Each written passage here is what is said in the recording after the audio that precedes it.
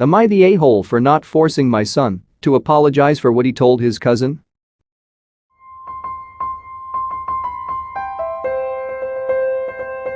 My son Justin, 17, and his cousin Kane, 23, grew up together. They were like brothers, but grew apart as they got older. Now Kane has a 1-year-old son that he pays child support for. I haven't seen my family in a while due to work, but I arranged a family dinner at my home, and my sister and Kane came with my parents. Justin bought a new iPhone recently with his own money.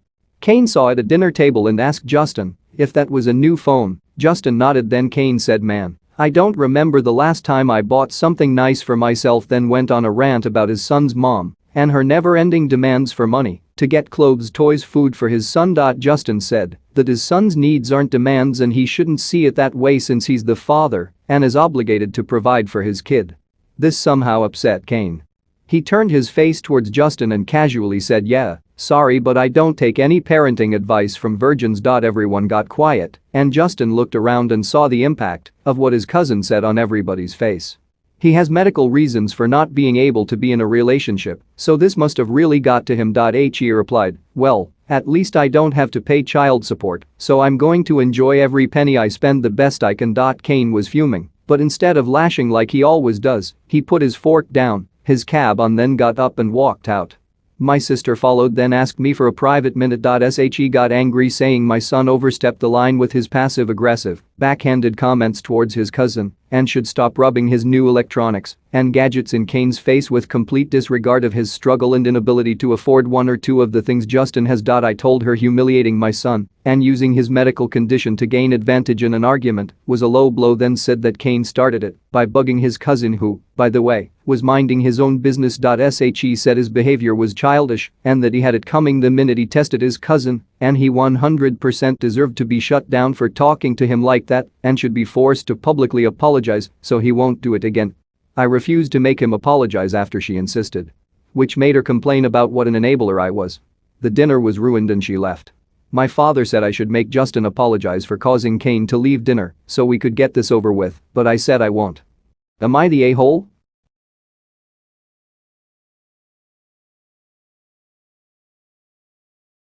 Also, they're 17 and 23. Grown-ass men, especially Kane. Sure, still young and immature with underdeveloped brains, but good grief. Demanding you make your 17-year-old son apologize because he hurt his 23-year-old cousin's feelings is infantilizing. They can work out their problems themselves, or not. You march a 7-year-old over to apologize for fighting, not an adult. And even then Kane started it, so he should apologize or drop it. Owning a phone isn't a personal insult. Edit, corrected son's age.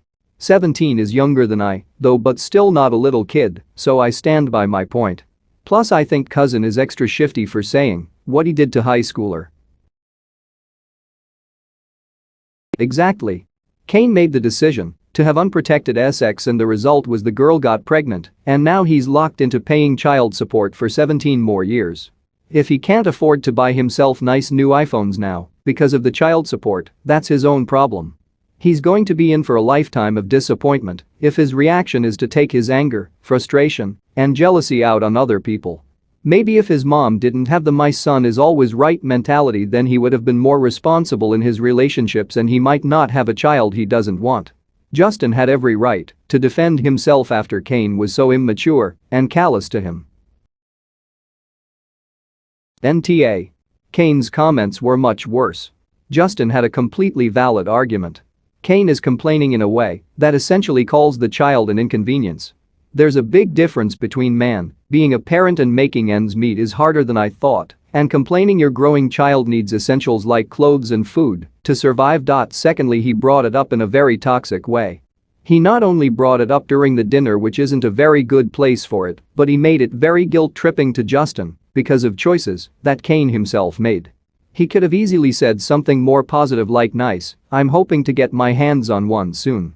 The way he responded to something he brought up himself is simply whining and annoying to be around. Last, they didn't apologize for anything that came from Kane. I'm guessing autism or something along those lines. Not because people with autism can't have relationships, but because neurotypical people often assume we can. Also, because Op said he couldn't have a relationship, not that he couldn't have sex, so that rules out most physical disabilities in my mind.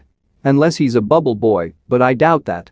And I really doubt Kane would have used virgin as an insult if Justin couldn't have sex because of a physical disability.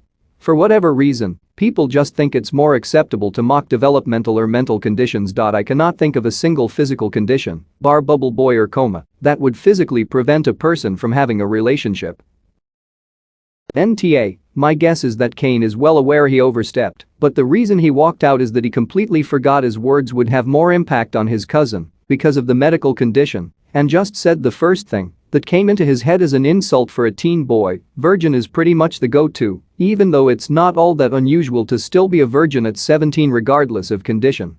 So now he's not wanting to apologize because he'd have to admit that his lack of thought made him much more of an asshole than he truly intended to be, and because young men usually find it really awkward and difficult to confront such an emotional subject. But it's worth observing also that your son might have also been more snarky and judgmental about Kane's attitude to his kid, even if he's right on the whole, than he intended, because he's secretly wondering if his condition will mean he never gets to be a dad himself, and so he's feeling a bit jealous. Might it be worth talking to him about that anyway, if you open the conversation by saying he has nothing to apologize for, but you're concerned that he might want to talk to you or a therapist about that? NTA. It's obvious Kane is still a kid deep down. I remember once I was listening to a coworker listen to Spotify at work. We have no problem with that if everyone's okay with it.